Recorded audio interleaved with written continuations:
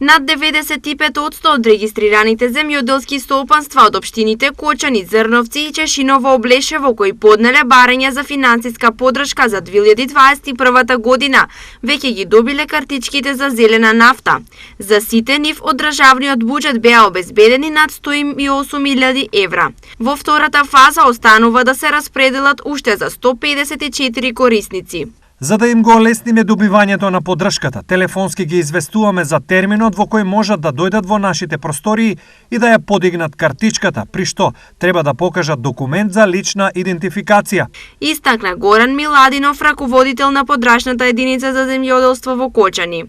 Износот со кој на земјоделците ќе им бидат покриени дел од трошоците за дизел горивото е различен за единица површина, во зависност од земјоделската гранка што е пријавена во електронските барања што тие ги поднеле до Агенцијата за финансиска поддршка и рурален развој по програмата за 2021 година.